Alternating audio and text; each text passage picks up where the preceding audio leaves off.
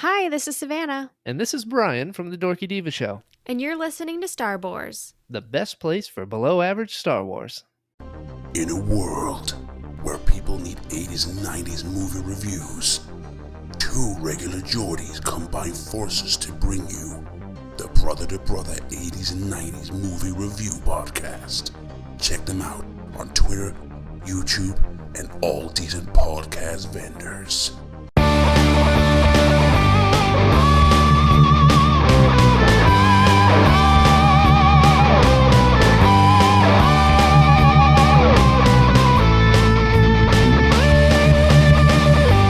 Welcome to Star Wars, best place for below average Star Wars.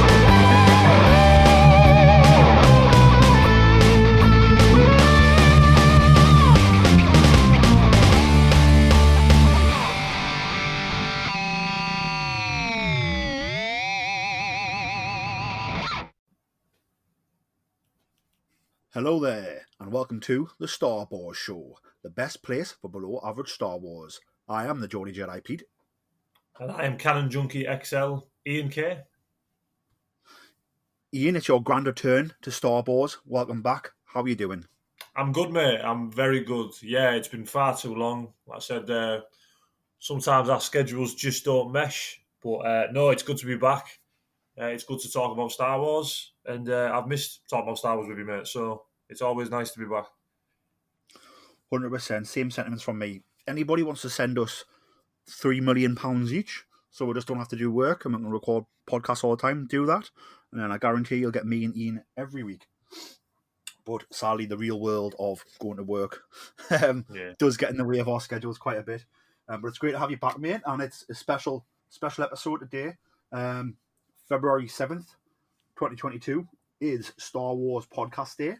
This is our Star Wars Podcast Day special episode. It's going to be a bit different from the episodes we've been doing lately, which have been Book of Boba Fett review shows. This is going to be a bit more fun, talking about some of the Star Wars news out there, and then just a general Star Wars chat. You may be wondering, why is Star Wars Podcast Day on February 7th? Well, just to let you know that this year it's the 23rd anniversary of Jedi Talk. That's the very first Star Wars related podcast, and that premiered back on February 7th, 1999. So yeah, you know, podcasting's been around since 1999 apparently. I didn't know that. But yeah, Jedi Talk, never listened to it, but those guys obviously pioneered the way for everything that's come since. So, you know, I want to give those guys credit. Thank you very much, Jedi Talk, for creating this thing, Star Wars podcasting. And we'll hope you're proud of where we're all taking it in the year 2022. It's mainly going to be a news-based show, but we're going to talk about, you know, some other Star Wars podcasts, some other Star Wars fan-created content to start with. I don't know about yourself, Ian, but I listen to a couple of Star Wars podcasts, not loads, just because, again, as we mentioned, you know, work full-time schedule's pretty wild, and between that and doing this podcast, listening to other podcasts can be difficult. And also, like yourself, I'm a big wrestling fan, so I listen to a lot of wrestling podcasts as well. So there's like not a lot of room to fit loads of Star Wars content in. One of my favourites is Sky Talkers by Charlotte and Caitlin, which is my favourite, not only Star Wars podcast, but favourite podcast. So anybody who wants some awesome Star Wars content should check out Sky Talkers. It's available on all podcast suppliers. And they do everything from reviewing the latest content, whether it be a book review, whether it be, you know, the Book of Boba Fett reviews, new movies, new TV series. They also do special episodes where they'll deep dive on certain topics. They've got a 3-parter on George Lucas and sort of how he came from humble beginnings to being the greatest storyteller of all time. They've got a this year's 3-episode special is Obi-Wan Kenobi, which I definitely recommend checking out if you like Obi-Wan and the prequels. Check it out. They've got one on Yoda as well. So definitely worth checking those guys out. Like I said, they're just, you know, they talk a lot of facts, but also they talk about those facts in a very sort of bubbly and friendly way, where it's just like sitting in a bar or a coffee shop chatting Star Wars with two friends, or almost overhearing a conversation between two friends who love something a lot, which is fantastic. Ian, have you been enjoying any Star Wars fan created content, whether it be on podcast format or YouTube? Yeah, my favourite podcast I always used to listen to. I haven't listened to it as much because, like you say, life's a bit crazy. But as a big Star Wars book reader, I always enjoyed Tarkin's Top Shelf by Mark and Becca Benjamin. So yeah, that was my favourite podcast because they go into the books and all that type of stuff, and they get quite advanced reader copies and all the time. So they say, "Oh, if this book's worth reading and all that." So I've really enjoyed that. I've spoken to them a couple of times as well. They're really nice people. So yeah, Tarkin's Top Shelf is my favourite Star Wars podcast to listen to when I've got a free moment. Like you, I've got other podcasts I listen to as well. Obviously, as a Newcastle United fan, I've got a few Newcastle podcasts I listen to during the week, depending on how it's going. But no, Tarkin's Top Shelf's the one for me for Star Wars. There's so many though. There's so many great ones. I've listened to a lot of them over the years, like on and off, like the odd episode here of like certain podcasts. Like the Galactic podcast was really good as well when I listened to that. And on YouTube, mate, I'm just like the standard Star Wars Explained. I like Star Wars Explained. Like I like the videos. Alex and Molly are very friendly and that type of thing. So yeah, that's probably my podcast is Tarkin's Top Shelf, and YouTube is probably Star Wars Explained. I used to really like the Star Wars Reading Club as well on YouTube, but he hasn't posted in ages. I don't know what's going on there, but yeah, they're my favourite, mate. Mentioned obviously a lot about Star Wars books there. Have you been enjoying the High Republic series? I have, but I haven't read Fallen Star yet. I've had the copy for ages, but like I said, I haven't had any time at the moment. But I've read obviously everything up until Fallen Star and Midnight Horizon. I will be reading them soon. I've got a lot more free time on my hand now, so I will be catching up with those. But yeah, no, I'm really enjoying the High Republic, and I think the next phase of it is going back in time anyway. So yeah, we could probably talk about that later. So the next phase is almost like a prequel phase. Yes, it is. Yeah, it's going back. I think 150 years from the events of Light of the Jedi. I think. So it's almost copying Star Wars, where we've had like original trilogy, so original era. Then we're going to go prequel era. Yeah. And then the third era could be like sequel era, maybe. Yeah. That type of, not actually set in the sequel era, but you know what I mean? Like it's going to start a moment in time, then we're going to go back, and then we're going to come back and go forward. Yeah. It's very Star Wars fashion. Yeah. That's awesome. But you know what to say, Star Wars is poetry, it rhymes. So it makes sense to sort of keep those things going. Just to sum up the listeners, I've read some of the High Republic. I own loads of it, so I need to really start reading these books I buy. Sum up to the listeners, Ian, if you don't mind, just like sort of your favourite things about High Republic and why they should read it. My favourite things about the High Republic personally are, number one, it's totally original. There's the odd character that we know. Obviously, Yoda has a role to play in it, but not a major role from what I'd last read. And obviously, sometimes when we have a show about a character we know and love, like if we have a show about Darth Vader before Return of the Jedi, we know obviously he can't die or anything. So my favourite thing about the High Republic is the true unknown. We don't know if these characters live. We don't know if they die. We don't know if they fall to the dark side. We don't know if they give up being a Jedi. So it's a very fresh take on Star Wars, if you know what I mean, because it's like the group of authors who are doing it all work together. It's very much a interwoven project with one another. So yeah, and plus it's just fun. I really enjoy them. I think even in Legends, I think the area they're covering, about 200 to 300 years before the Phantom Menace, wasn't really that well explored in Legends as well. So I think they're really a fun read, like the Jedi, and I can't remember what the second book was called now. I can't remember what it was called. Light of the Jedi and Into the Dark by Claudia Gray. No, the main one. The Rising Storm. The Rising Storm. That's the one. They're some of my favourite Star Wars books. They're really that good. And like I said, I will be reading Fallen Star. I'm going to try and start reading that this week once work calms down a bit. But no, I can't recommend them highly enough to anyone who wants to give like a new area of Star Wars a try. That's why, they're really just a refreshing read. fantastic. Like I said, I'm hoping to get caught up because I've really been loving the first book. I just need to find the time to finish it. Back to podcasts. Anybody who enjoys sort of behind the scenes of Star Wars and talking to Star Wars creators and the people who worked on Star Wars should check out Talking Bay 94 with Brandon. These episodes are usually quite bite-sized. They'll be under an hour, so quite snackable. And it's just interviews with people who've worked on Star Wars, whether it be a costume designer, an animator. It could be someone who's wrote a Star Wars book, someone who's done makeup for Star Wars. It could be a background actor, all different kinds of cast and crew interviews with people who've worked on Star Wars throughout the past 40 odd years. So definitely check out Talk Me 94. It's one of my favourites. Like I said, the episodes are quite snackable, so they're quite easy to listen to. You get half an hour here, half an hour there.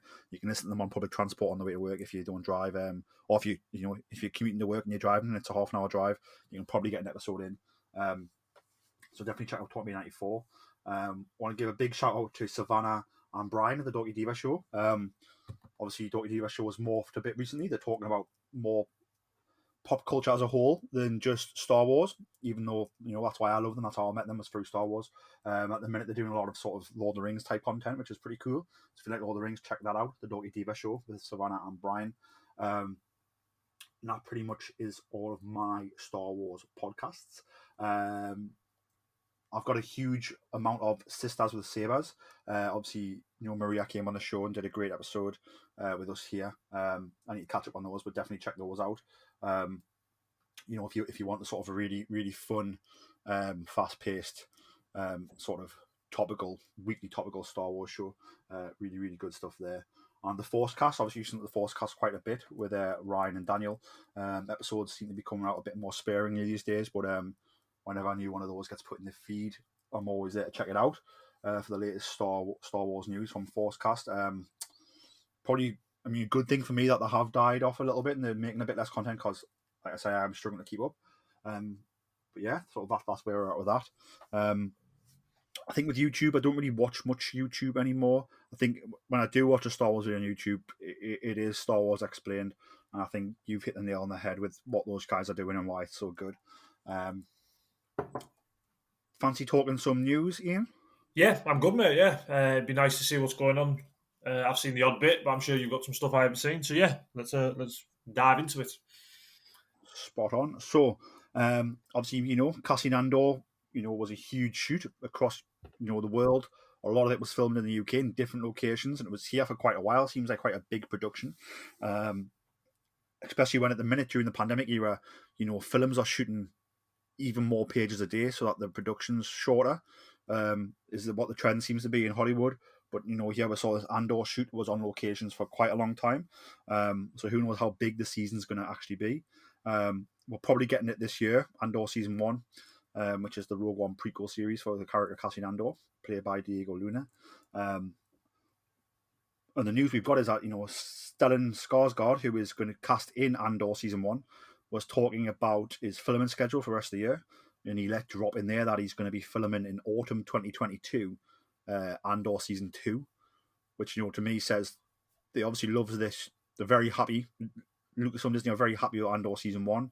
I'm assuming it's in the can now, pretty much, probably just finishing its visual effects, if anything. And, they're moving forward with Season 2 where they must have scripts already done. And, these actors have a shooting schedule already of where to be and when to start. I think this is very exciting that, we haven't even got Andor 1 yet, but the fact that they're on the road with Andor 2, I'm very excited for the idea of Andor just because I loved Rogue One. I thought it was absolutely beautiful, moving, deep movie. I loved Diego's character and sort of the way we saw him in that movie where he went from sort of being following orders to the T to then sort of his heart coming back into it and them sort of understanding Jyn Erso and becoming her friend was sort of very moving to see and really good character development. So I'm excited to go back and see Andor as maybe, the original spy in the early days of the rebellion. And like I said, they've been filming all over the UK, all over the world, and some of these sets are going to be, different planets hopefully, and it's going to be quite a large show in terms of the amount of Star Wars we cover. So I'm very excited that we're getting a season 2 already. It means that, we'll probably get season 1 this year and season 2 same time next year, which I think is very exciting. It means, they've got a plan of sticking to it and they're giving us their content and they're committed to this story. What's your thoughts on us getting Andor season 2, Ian? And also, what's your thoughts on your expectations for Andor season 1?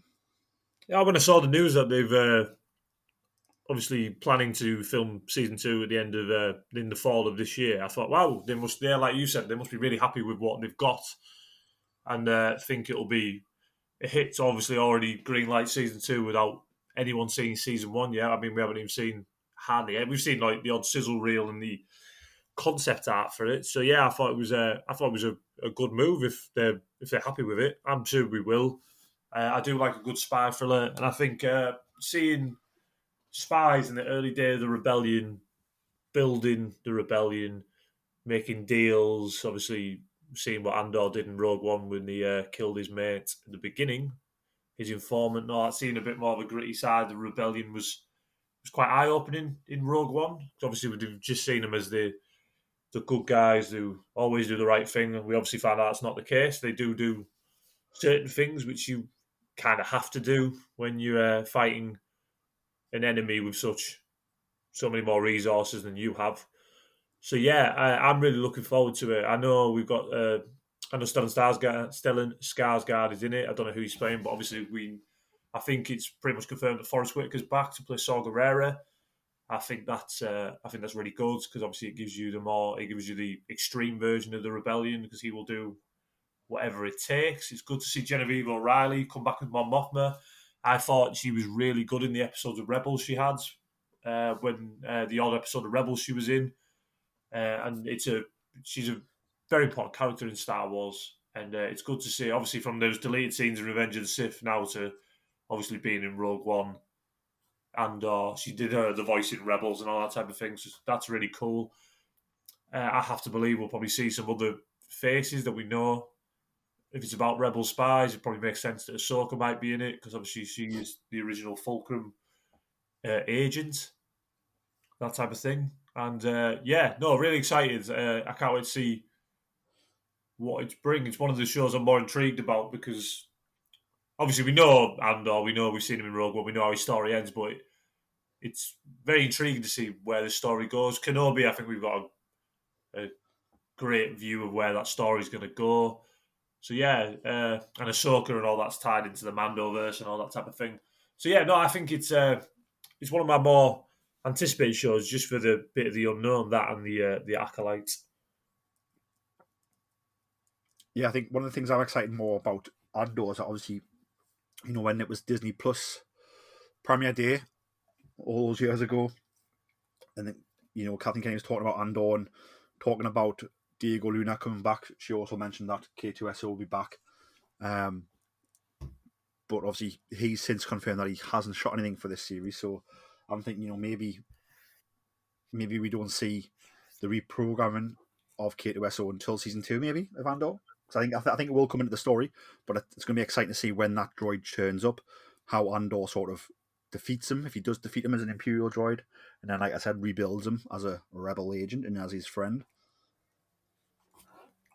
Yeah, definitely. There was a comic release when Rogue One came out to show how that story was, and it wasn't great. It was a bit meh, to be honest. So if they've retconned a few things in the comics, which I'm fine with, to be honest, because 99% of the people watching stuff on Disney Plus don't read the Star Wars comics. So yeah, if they were just to say no, that didn't happen, this is how, and then just redo that in a bit more interesting way in the show, then I'd be fine with that. Definitely. And then you mentioned Kenobi there. So Brandon Sangiovoni, who is the Disney Plus Enterprise and Global Programming Manager, so quite a big job, I'd imagine, a big title, sort of tweeted that Kenobi is coming May 2022. The tweet's since vanished, so maybe the tweet went out on purpose to create a little bit of talk, or maybe it was a complete accident and it shouldn't have gone up.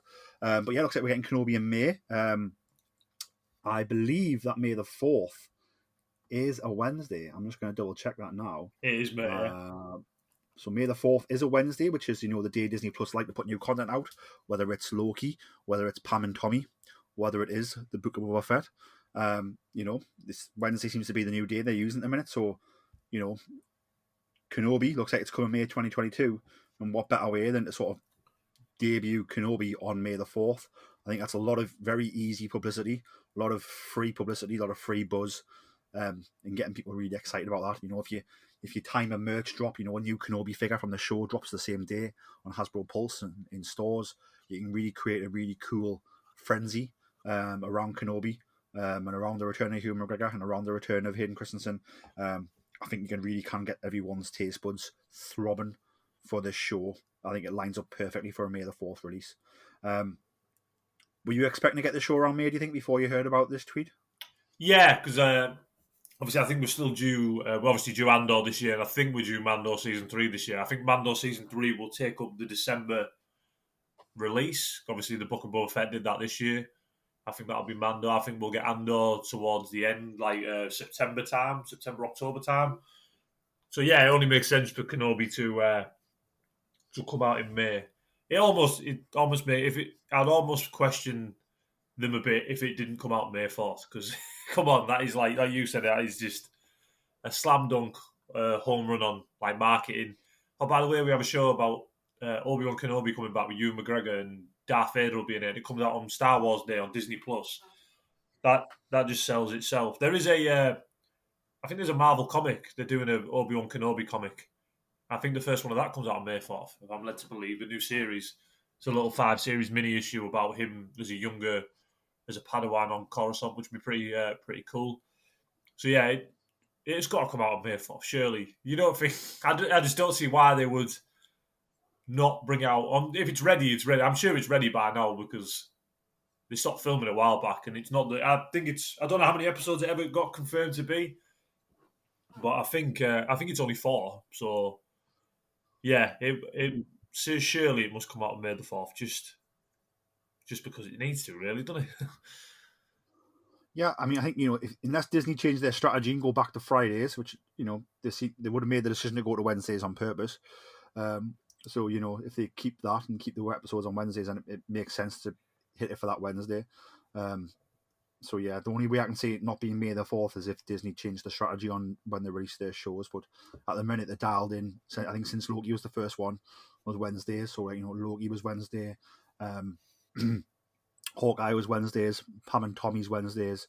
Book of Boba Fett is Wednesdays. So, you know, they're releasing these new shows midweek as opposed to Friday for whatever reason. But, you know, if that's the strategy they've got, then fantastic. And if it gives us something to look for May the 4th, then, you know, even better. I think the next one out is Moon Knight, innit? Like from Marvel. I think that's out on the 30th of March, innit? I believe so, yeah. So that'll probably fill up a Wednesday void for a bit, and then I could see that next one being, because I don't know if they release a Marvel show and a Star Wars show on the same day. I don't know whether they would. I don't see why you couldn't. I don't see why people wouldn't watch both, but they probably have data and marketing to research to see if that would work. But yeah, no, like I said, it's got to be May 4th. I would have thought, like, it sells itself. Like you have the most anticipated Star Wars show ever, and you can drop it on May the 4th. I mean, come on, like, it's sure definitely. So March 30th is a Wednesday. I don't think it's a case of they're worried about people not watching both shows, drop them on the same day. I think it's a case of, you know, if we can release one month and one the next month, that keeps a subscriber for 2 months. Like, do you know what I mean? Like, see, if I'm just there for the new shows, and both shows are on the same month, I might just subscribe for 1 month.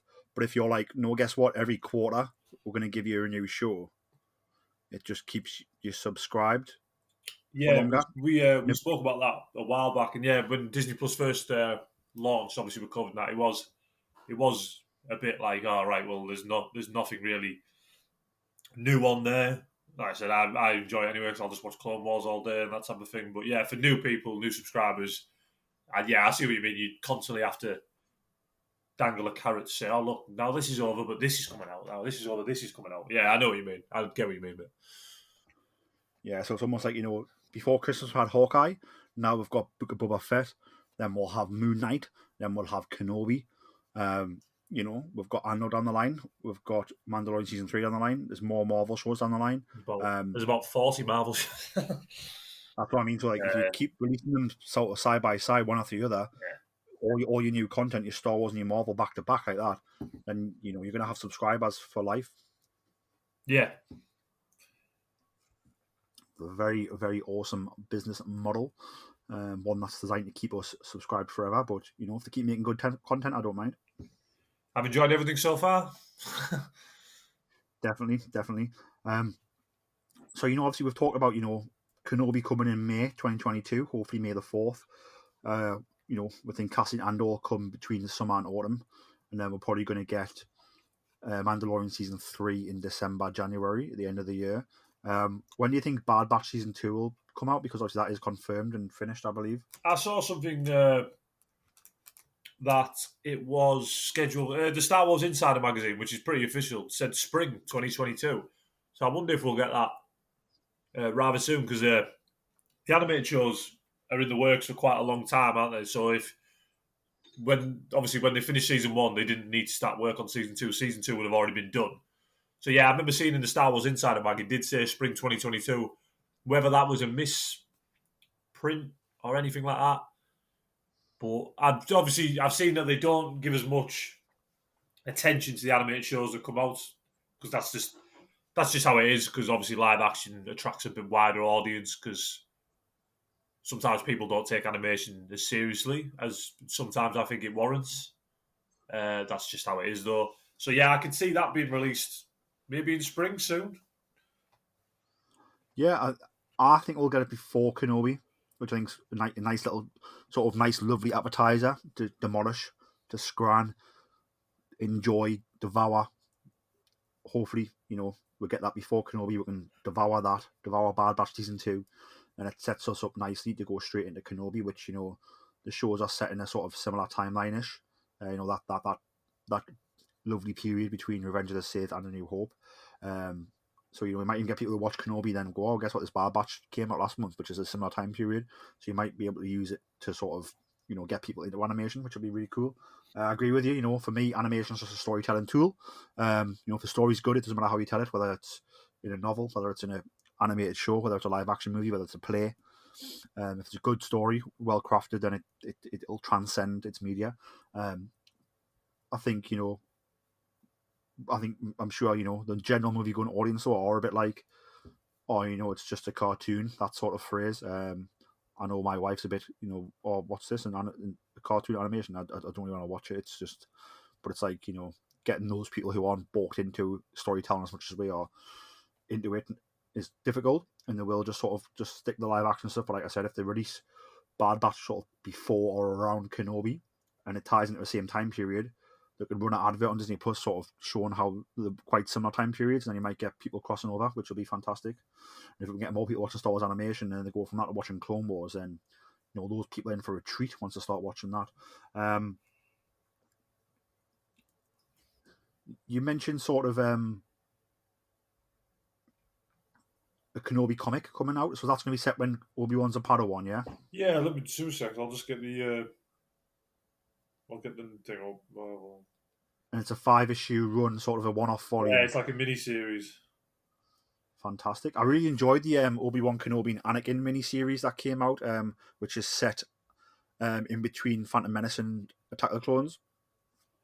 Yeah, I think that's a really underused part of Star Wars storytelling. Obviously, we've got the is it the Brotherhood book coming out? I don't know if that's set between. I think that is set between Phantom Menace and Attack of the Clones, the Brotherhood book with Obi-Wan Kenobi and Anakin. But yeah, this is the thing. It's the Star Wars Obi-Wan, a 5-issue miniseries from the House of Ideas will launch in May. StarWars.com can exclusively reveal, written by Christopher Campbell, with art by Ario Anidito. The series finds a title-bearded hero in the final days of his time on Tatooine, chronicling early adventures of his own journals, which were previously referenced to in Marvel's Star Wars series. Tales span Obi-Wan's entire life as a guardian of peace and justice, including his days as a Jedi initiate, Padawan missions, experience the Clone Wars as a Jedi Knight, and facing new threats as a Jedi Master. That's it, basically, mate. So it's a little anthology series. So it's going to be.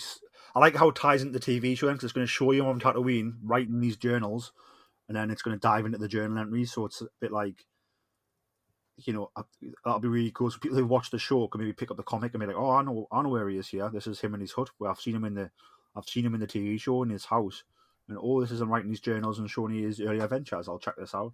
So again, nice little bit of crossover. I think sounds really positive. Yeah, I've lost track of what I was going to say then. Yeah, no, yeah, it sounds really good. Obviously, his journals have been explored a bit in the Marvel Star Wars comic that first came out in 2015. They had the odd chapter of the comic where it was a story about Obi-Wan. That's where Chrysanthemum came from. That was his first appearance, I'm led to believe, in the Star Wars. Things like issue 18, he fights Obi-Wan Kenobi. Obviously, now we see Chrysanthemum in live action in the Book of Boba Fett. So that's one of my favourite things when it comes to like book characters and comic characters. If they take a character from the comics or books, like a Cobb Vanth, and stick him in the shows, it proves to a certain degree that they do value this media. They do use it to bring a character in a comic. Obviously, when they change things about the characters from the comics, I'm not overly annoyed by it. Like I said, there's one at the moment where obviously in the last episode of the Book of Boba Fett, Luke has Yoda's lightsaber, but in the Darth Vader comic that was destroyed. But like I said, it's not a major issue. Like, I'm fully aware. I think sometimes as fans we need to remember, like, everyone, there's only a small percentage of us who read the comics, read the books, do all that. Like, for a wider TV audience, like the Luke with the Yoda's lightsaber, they go, "Oh, it's Yoda's lightsaber." Like the average person who doesn't read or do anything, they just watch a Star Wars show on Disney Plus. They go, "Well, I know that. It's Yoda's lightsaber from you know what I mean?" So yeah, sorry to go off on a tangent there, man. No, it's all good. Yeah. I think I'm excited to see. Like, I would love to see Kenobi. We don't need to see him writing the diaries too much, but I would love to see the diaries of Obi-Wan referenced in the TV show. Maybe see him. Maybe you see the diary on his bench in the background of the TV show. Be a cool Easter egg. I think Chrysanthemum. I think I love the fact we got his scars on his face. The gnarly scars that we see quite a bit, especially when he's in the sanctuary. When we get the close-up shots of him. And obviously, I was able to go to my wife. I go, "Oh, there were scars on his face are from Obi-Wan Kenobi." And she was like, "Oh, how do you know that?" And I was like, "Oh, like in the comic." And she was like, "All right." So there's some cool little stuff there where people can, again, like people might see that episode and see Chrysanthemum's scars on his face, and then like ask the question or Google it, and it might come up, "Oh, Obi-Wan Kenobi." Then they might go pick the comic up. So again, it's just promoting people who want to dive in more to go and dive in more to enjoy these awesome stories. So I think I think really Marvel looking announced forward to the other day they're releasing a Chrysanthemum collection, which is pretty cool. Is that going to combine his running sort of all the just different comics? all his appearances in the comics. They're going to release a thing because he's one of the coolest characters like we've ever seen come into live action. Because you don't need to know a thing about him. Like me, when I saw it, I was like, "Oh my god, that's Chrysanthemum." But for like I said, for the average person who just watches this thing, they think, "My god, that Wookiee is a terrifying mountain of a Wookiee." Like and obviously when he rips the Trandoshan's arm off. So yeah, I think that's a great thing because they go, "Oh, this guy's got a comic coming out. Oh, I'll pick that." You said with you, I'll pick that up. But yeah, that's one of my favourite. Him and Cobb Vanth are two of my favourite things to come out of like onto live action from the comics and books. Like, I love it. Yeah, well, let's talk about one last thing on Kenobi. Do you think, obviously, Hayden Christensen's back as Darth Vader? Do you think we'll see him as both Darth Vader and as flashbacks as Anakin? Yes, I do. Yeah, I just think if he was just coming back as Darth Vader, we'll never see him with the helmet off. Like, it'd be a bit weird to cast Hayden Christensen as just going to be someone in the suit. Plus, we obviously know he's returning as Anakin Skywalker in the Ahsoka series anyway. So yeah, I probably would think we are going to see flashbacks or whether we see him. But I think there will become a point whenever Kenobi and Vader fight that the helmet will come off and they'll talk face to face, which will be something to see. Like, it'll be absolutely mind melting when that happens. I can't wait. And obviously, you mentioned Cobb Vanth there. Are you hoping he's alive after the last episode of Book of Boba Fett? He's alive, surely. I've seen the slowed down things where he gets shot in the shoulder and his deputy's dead. Don't get me wrong, his deputy's proper dead. Like, Cad Bane straight up killed him. But nah, Cobb Vanth, yeah, he'll be alive. Like, he'd be fine. So they got around him straight away. Had the med packs on him. Like, he won't be dead. He won't be dead. No, but yeah, like I said, his deputy's dead, 100%. And I mean, nobody deserves to die, but that deputy sort of caused that entire situation, I thought. As soon as Din parked his M1 Starfighter, I thought, you were here last time. You must be here for a reason. You know what I mean? Like, so yeah. As soon as Cad Bane came, I thought, yeah. And the deputy was like, I'm not going inside. I thought, yeah, he's gonna. I thought Cad Bane would just shoot him as a warning and walk off, but I wish people would stop doing. Yeah, go on, mate. I think Cad Bane was like, I need to disarm Cad Bane because he's very dangerous with that trigger. So I'll disarm him, and then I'll, with a shoulder shot, and then I'll kill this punk who's running his mouth up on there. But I can't just kill the punk first because Cad Bane will get a shot off, and if Cad Bane gets a shot off, I'm in trouble. Cad Bane is definitely the threat in that situation. The deputy's a bit of a stumbling, bumbling. Yeah. So I think he's just obviously, Cad Bane's very strategic, knows the crack. I think he's like, I'm going to disarm you first, take care of the threat, and then I'm going to put about 12, well, I don't know how many, it's like six rounds of laser into this moron who's running his mouth up on top of the decking. I wish people would stop dueling Cad Bane. It never ends well for them. No, definitely. I do think we'll see Boba duel Cad Bane in the finale, though. Yeah, I mean, just let's talk about that. So, what's been your favourite things about the entire series of Book of Boba Fett so far? I really enjoyed, was it episode 2, Tribes of Tatooine? That's probably my favourite episode, the one where they obviously do the train raid and all that type of thing. I think that was the best look we got at Boba Fett as a character and his new outlook on life. Obviously, we see him in the comics and all that type of thing. He's just a merciless, no-named bounty hunter, that type of thing. And so yeah, Tribes of Tatooine was my favourite episode. And obviously I've seen some pushback on people who go, oh well, it's gone off and focused on the Mandalorian, but they always did say that Book of Boba Fett was the Mandalorian season 2.5. So I always thought there was a point. I didn't think we'd spend this much time with the Mandalorian. Don't get me wrong. Have like 2 episodes, well, an episode and a half dedicated to him. I've loved the Luke Skywalker stuff.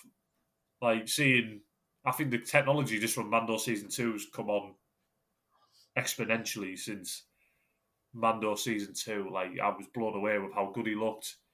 But yeah, no, the Tribes of Tatooine is my favourite episode so far.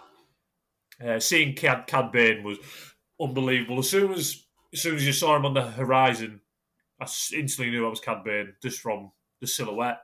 Someone said that a while back. I can't remember which. Maybe someone who does costumes for Star Wars, saying that the most iconic Star Wars characters you can tell from their silhouette. So just being able to see him walking thing. Seeing Corey Burton. It's Corey Burton who does the voice, isn't it? That is correct. Yeah, it's seeing Corey Burton do the voice. 'Cause I always wondered would they have someone do the voice, but no, it sounds just like him in the Clone Wars. And but no, I just like the. I've really enjoyed the Book of Boba Fett for what it is. I hope we bring the focus back on Boba Fett for the finale. Because, like I said, it is still titled his show, but I've really enjoyed it. Everything, seeing Ahsoka and Luke together. That last episode was crazy. But yeah, no, that's been my favourite thing. But yeah, if I had to pick down like a favourite episode, I think it is Tribes of Tatooine, which was episode 2. Yeah, episode 2.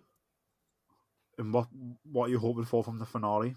Ooh, I've got my tinfoil hat version where I'll be like, but he's going to ride the Rancor. That's 100%. That's going to happen. Like to fight the Pikes, him and Cad Bane, I think we'll have a duel. Whether that spells the end for Cad Bane, I don't know. Whether we get, because I think obviously we saw Cad Bane in the Bad Batch and he had that metal plate in his head. So that duel that took place during the Clone Wars has taken place, I think, at this point.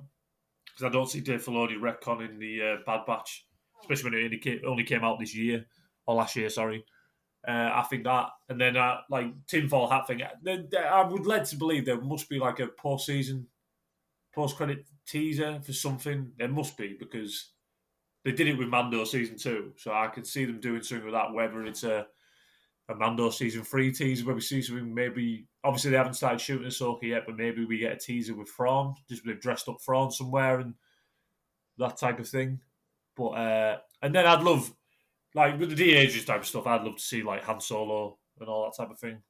And I've seen a lot of people say Crimson Dawn with Kira, but at the moment the Crimson Reign series is out, and that seems to be detailing the fall of Crimson Dawn. So whether they'll be around by the time of the Book of Boba Fett, I'm not quite sure, because that seems to be like I said, detailing the fall of Crimson Dawn. But what do you want to see in the finale, mate?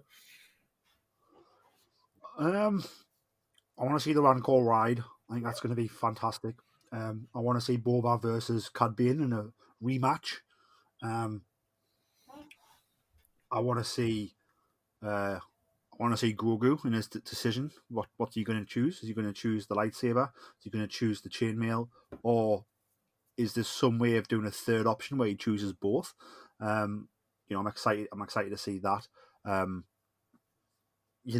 excited to see the Naboo starfighter fly again. Hopefully, because I love that ship, and the way they've slightly modified it, and the way it's chrome, like it really just pulled on my heartstrings of a burn. Like when I was 12 years old watching the prequels. So I want to see that. I want to see Slave One ride again and cause some damage. I want to see some Pikes get fried. Hate the Pikes, naughty little drug pushers. You get them gone. I'm worried that there's another party at play like above the Pikes. Yeah, this is where the Crimson Dawn type thing comes in. Yeah, I think because it is weird when the Hutt said that the planet Tatooine has been promised to another syndicate. They never said the Pikes. They never said the Pikes. I think if it was going to be the Pikes, I think they would have said, "Oh, it's the Pikes." But they said it's been promised to another syndicate. They never said the Pikes. And then Cad Bane referenced Tatooine belongs to the syndicate in the last episode. He didn't mention Pikes. He said he's obviously there on behalf of the Pikes, but he said it belongs to the syndicate is what he said. He didn't use the word Pikes. I wonder if it's like a Shadow Collective type thing from the Clone Wars. Obviously, Maul was in charge of the Shadow Collective, which was the Pikes, Black Sun, the Hutts, and all that type of thing. I think maybe because the reference when they talk about killing the twins is like we'll have to ask permission. So they'll have to ask permission from someone to kill someone high up in the crime family. So, like, is there like a overseeing baddie who's Like a sort of in the Godfather shadows? type person. Yeah. Yeah. So who knows? But yeah, I'm just excited to see where it goes, mate. I think we'll get a post credit scene showing us the next part of the adventure, whether that's Mando season 3 or whether it's the Ahsoka show. I don't think it will be Kenobi or anything that's out the timeline. I think it'll be like based on these shows that are telling the same story. If that makes sense. Yeah, I think, I agree with that. I think it'd be a bit weird to then go, oh, well, this is Kenobi. It's got nothing to do with these shows because obviously Mando, Book of Boba Fett, Ahsoka, Rangers of the New Republic, if that ever is to see the light of day, are all going to be an interwoven story, like I said, building towards a comment. He has a thought. We've now seen Cad Bane, who's a Duros, so we could easily do Shriv or Shrive, however you say it, from the Battlefront 2 campaign mode. Shriv, yeah. You could build Rangers of the New Republic around him. Yeah, no, that would make sense. Obviously, he leads a squadron in the aftermath of Return of the Jedi. He's a quality character, Shriv. That makes sense. I love. I can't remember the guy who plays it, but the guy who plays Carson Teva. I'd love him to have a role. They keep dropping him in here and there, asking questions about Imperial remnants and that type of stuff. So I think, I think I'd love a Rangers of the New Republic type show. It'd be good. Definitely. And then he's, as we know, Carson Treva, the X-Wing pilot, who's is investigating these Imperial remnants. Is it all tying into Thrawn where his Imperial remnant is? In the long run, these, essentially this is sort of our Marvel universe, is what Mandalorian started. And Mandalorian, Book of Boba Fett, Ahsoka, and if we get it, Rangers of the New Republic are all sort of the 4 shows that are tying into this sort of universe of where is Thrawn, and also, I imagine, the beginnings of the First Order eventually. So it will make sense to get a tease at the end of Book of Boba Fett, teasing the next part of this story in this sort of, Avengers style Marvel Universe storytelling mode, which I think is a good idea to not confuse, again, the general public, because general public don't understand the timeline and how it goes backwards, forwards, and in the middle. They want something that's a bit more linear. And I think they did that fantastic with Book of Boba Fett and with Mando so far. And by telling those Mandalorian stories in this season of Boba Fett, some people haven't been happy because it's not Boba Fett, but it helps tell the linear story So people have came into this show from The Mandalorian, and oh, guess what? We're going to show you a bit more of his story in real time, so you don't get confused. And then just like we got Boba in Mando's story last season, like, do you know what I mean? And then who's to say in Mando we don't get another character's journey a little bit, because we might. But yeah, I'm really enjoying sort of all of that. Moving on to comics, obviously you've been reading Crimson Reign. How good is that? Yeah, there's only 2 issues so far. It's a 5. It's this part 2 of the trilogy, because obviously I'd War of the Bounty Hunters first. I read that. I read the whole thing. It's really good. Crimson Reign is obviously the aftermath after the War of the Bounty Hunters. It's Kira's main mission is to take down the Sith. Obviously, she is trained under Darth Maul, so she knows all about the Sith. She knows all about Sidious and Vader and all that type of stuff. Yeah, it's really good so far. The crime syndicates have gone to war post. The War of the Bounty Hunters, the Hutt Council's been destroyed by Darth Vader. He killed the whole of the Hutt Council. Crimson Dawn is ascendant, but then there's this character called the Archivist, which is obviously before any issue, she says this is about to fall at Crimson Dawn. So I do not see it ending well for Crimson Dawn. Whether that means I don't think they'll kill Kira in a comic, because that character is loved, and people do want to see her show up again in a show. Yeah, it's been really good. They brought back Prince Chizor into canon. They mentioned him in the first issue, which is a fun little Easter egg to anyone who loved the Shadows of the Empire story. So he's back in canon now, just by a mention of his name. But yeah, no, really good. Yeah, no, really good, mate. Really good. So if Kira has pissed off the Sith a little bit, do you think it's either going to end in the Sith killing her or the Sith making her an assassin for them, turning her? I have no idea at the moment, because at the moment Darth Vader in his own comic is on the hunt for anyone related to Crimson Dawn, because they've got sleeper agents in every part of the galaxy, the Rebellion, the Empire, the Assassin's Guild, the Smugglers Guild, and all that type of thing. So they're everywhere, so he's trying to root them out. Like I said, obviously Crimson Dawn can be destroyed, but I don't know if they kill Kira off in a comic. If they do, then that obviously means they've got no plans for her to turn up in a show, which is a shame, because there was talk of a Kira show in development post Solo, but it's already said that she'll turn up in the new Han Solo Marvel comic series that's coming out, which is obviously, I think, a bit of a continuation of the Solo stories. So she will turn up in there, but you got Amelia Clark, man. I think you should use it. You know what I mean? If she's up for returning 100%, I think she's definitely up for it. I think she's on a quote and said that she's definitely up for returning, because I think she was quite happy when someone said, "Oh, they brought your character back in this comic, War of the Bounty Hunters," and I'm sure I saw an interview with her. She's like, "That's really good. I really enjoyed playing it." So yeah, awesome stuff. Any other comics or Star Wars you've been consuming lately that you want to talk about, Ian? No, not really, mate. Not at the moment. Like I said, I need to get back in my reading type of stuff. I'm excited for the new games they announced. I don't know if you've spoken about that the other day. No, not really. Obviously, I did pick up. Yeah, I haven't played it yet, but I did pick up. Well, I got it for Christmas. It must be a remake of PlayStation 4 about the Jedi Academy series. Yeah, I know what you mean. Yeah. So I got like 1 and 2 or whatever it is. So I need to actually play that. So I'm excited to start playing that. I hear we're getting a sequel to Fallen Order. What's your thoughts on that? What do you think we'll get? Basically, they announced the other day the Respawn and Star Wars will be obviously moving forward. Respawn are the people who made Jedi Fallen Order, which was a massive hit, and people loved it, and I loved that game. It was really good. So yeah, they announced that they're making 3 new games.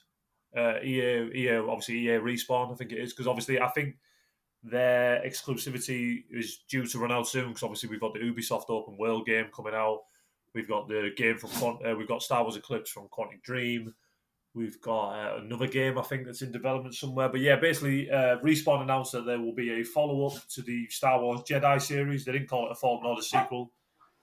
They called it a follow-up to this. I think the Star Wars Jedi is going to be the franchise going forward, and it'll have a new title each time. So that's the first one that got announced. The second one is a first-person shooter from Respawn, which was someone. The guy who's developing it has worked on Star Wars games before. 2 secs. I'll just remember that. And the third game is a Star Wars strategy game, which I've wanted for years because the last Star Wars strategy game we got was Empire at War, which is a really fun game. And I used to love strategy games as a kid. I used to like play Command and Conquer and like Red Alert and all that type of stuff. And yeah, that's what I mean. So I'm just researching who's doing the first person shooter because he's definitely done some Star Wars games before, which is Was it Battlefront 2 by any chance he worked on? I think it was Battlefront 2, yeah. Yeah, I think he was. Yeah, I think he's worked on The Force Unleashed and all that type of stuff as well. But yeah, no, that's hugely exciting that to have 3 new games coming. That's the one thing I have been actually critical of since Disney bought Star Wars. I thought the handling of the gaming license has been poor at best. Like I said, we've had Jedi Fallen Order, we've had 2 Battlefront games, and that is really it if you don't count the mobile games and all that type of thing. And I think you're already an advantage on a game if it has Star Wars written on it. I think you've already got an advantage because people know it. Like I said, it's not a new property that you have to like get people involved in and that type of thing. It's a massive franchise, and I think there's so much scope to be done in video games. Like I said, I'm really happy we're getting a strategy game. I hope it's obviously class. And yeah, growing up as a kid, we were spoiled a bit for Star Wars games. I remember 2005, you had like Bounty Hunter, Force Unleashed, Battlefront 2, all these games come out like in the same year and all that type of thing. I don't think we'll ever get back to that level of games being released, but just if we get a really good Star Wars game once every couple of years, I'd be very happy. Definitely, yeah. I think that's one of those things. Why Disney buy the company, and they give EA an exclusivity deal. It's 10 years, wasn't it? I think 10 years. And EA haven't really delivered. But obviously, you're not going to pull the contract out mid-contract because that's bad for business and you get sued.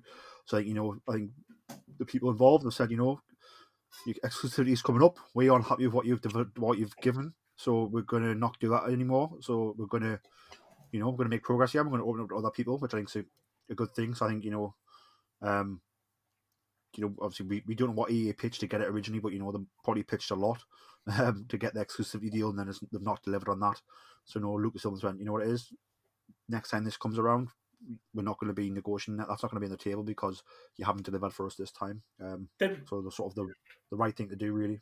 They must still have a good relationship though, because they are working with them going forward. They've just said, look, you can't have the exclusive rights to games anymore because. Oh yeah. I'm not saying it's bad. I'm saying that, if they were like, oh, we want exclusivity again, they're like, well, no, like we weren't happy with what you put out during, some of the games are good, but like what were you expecting from a 10-year exclusivity deal is not what you've given us. So that's not going to be on the table anymore. You can come and make games, no problem. And Star Wars is a license to print money, so that I'm going to walk away.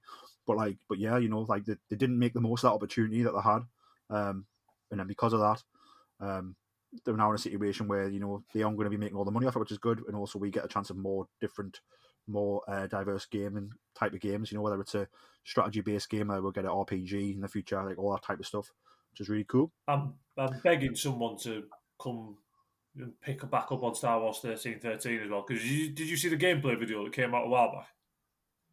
I did, but I don't know how serious I take those things, to be honest with you. I think it was legit gameplay footage from the actual game, and it looks so good, man. Running around the underworld of Cart, that's one game I wish if I could say one, because let's be honest, Star Wars games, there's an absolute graveyard of games that were cancelled and like never saw the light of day. There's the Darth Maul game that got cancelled. It's like the Amy Hennig one where that they released that short clip of like the Star Destroyer over Tatooine that looked class. Never saw the light of day. I think that was supposed to be like Uncharted, but in Star Wars, I think that Jedi Fallen Order ended up being a bit like Uncharted in Star Wars.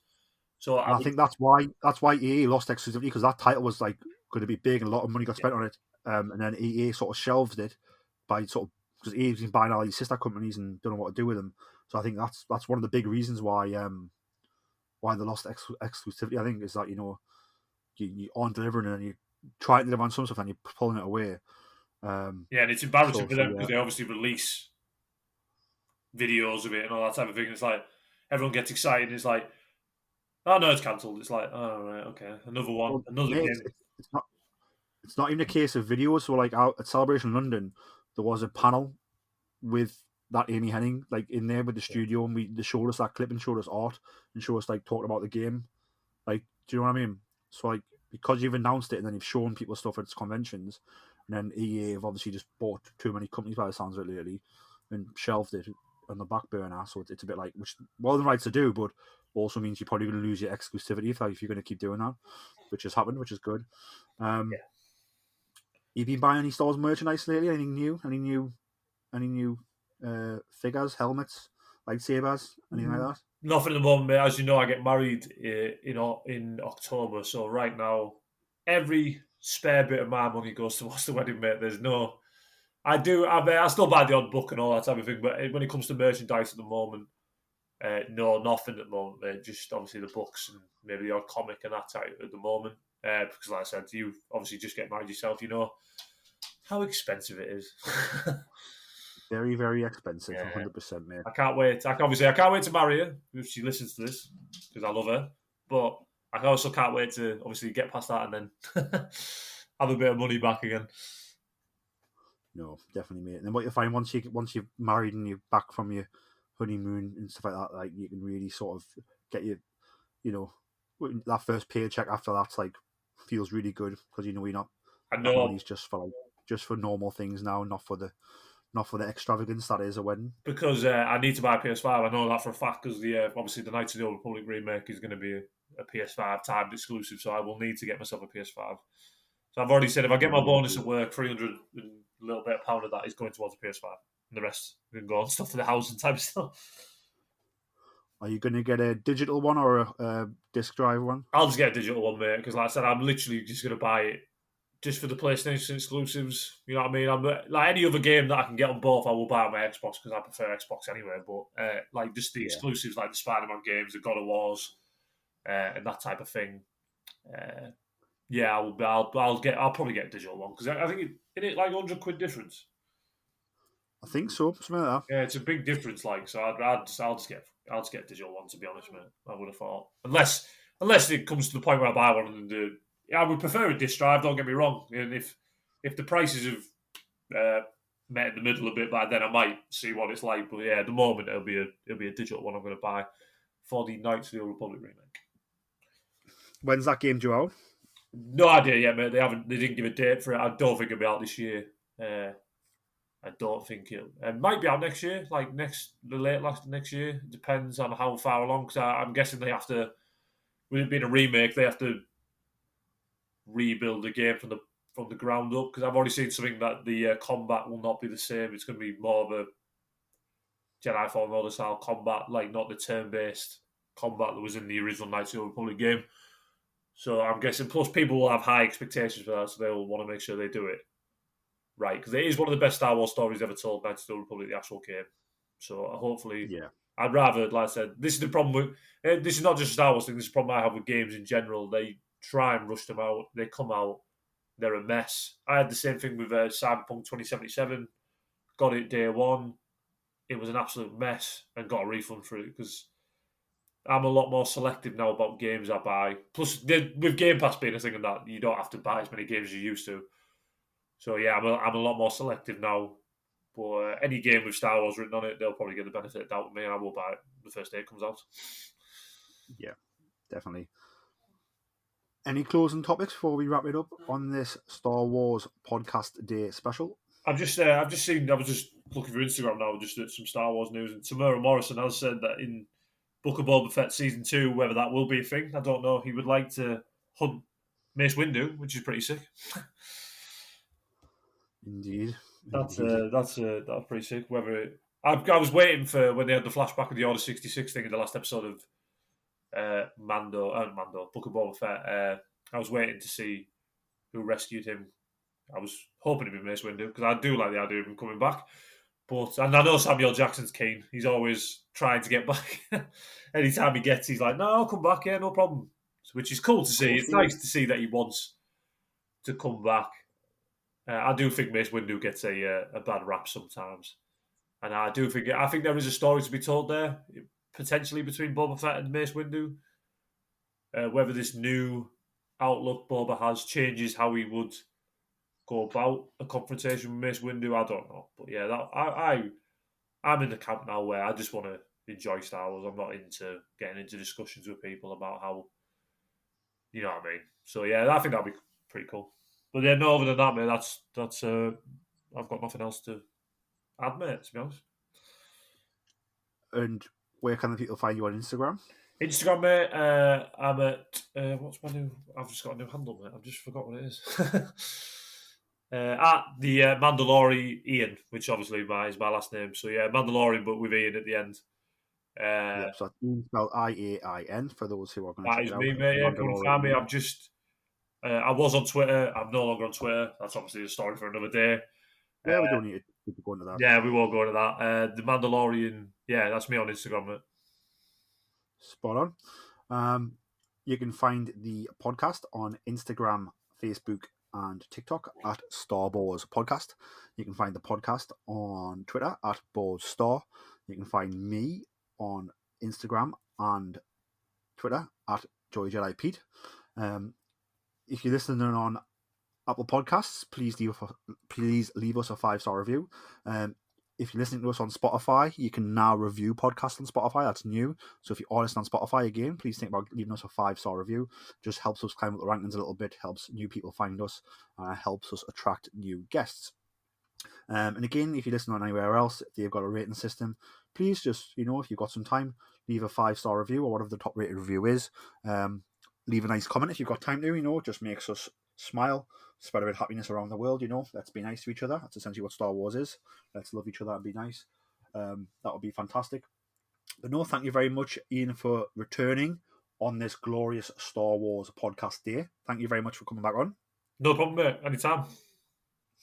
Listeners, thank you very much for listening during this awesome Star Wars podcast day. Again, definitely check out Sky Talkers. For me, my favourite Star Wars podcast, my favourite podcast, full stop. Check out Sky Talkers, if you're looking for more Star Wars podcasts to listen to during this sort of Star Wars podcast day period. Definitely check those out. But thank you very much for listening. May the Force be with you all. Be safe. And remember, always tell that to Kanja Club. Hello, Star Wars listeners. This is Savannah Odit. You might know me as host of The Dorky Diva Show with my co-host Brian Balance. I am also producer of The Adventures of the Zolan Dart, which is a Star Wars-inspired audio drama that we produced over the last year. If you love stories about smugglers, courage, heroic characters, and maybe a few foes along the way, you should go to thedorkydivashow.com and listen to The Adventures of the Zolan Dart today. Shout! We've got your pigs. Were any of the critters harmed? What did you do now? I didn't do anything. I just freaked out for no reason. It was nice doing business with you again. Maybe next time we could deliver something less temperamental. Now, what you call temperamental, I call fun. Hey, is there a place nearby where I can make some repairs? 3 clicks south of here, you'll find a small spaceport. They should have what you need, as long as it's nothing too big. Dynamic class? My stars, you don't hear about many of those still being space-worthy. It's been in my family for a while. She's pretty great. Any chance you have a hover cart we can use to load up? I'll check out the HoloNet to see if anything new has come up in the sector. My name is Sereth Khan. I am the chief here on Kamai. My people and I have been experiencing food shortages as of late due to unforeseen natural occurrences. We are looking to hire someone. I say we take this one. The pay is great, and it's the type of job we're familiar with. Welcome. You must be Captain Otoa. I've already sent word to Pack 2 to expect you in the next cycle or so. You told him we were coming before we even accepted the job. That's rather presumptuous, isn't it? Perhaps, though once I received confirmation that you were interested and on your way here, I couldn't help but hope. Fair enough. Well, we'll be back as soon as we can. Well, that's not good. Is that blaster fire I hear? Ah, so you're the one. Captain, it sounds like they want to do this the hard way. I love when they got some fight in them. This is bad. This is bad. We're about to have a lot of company.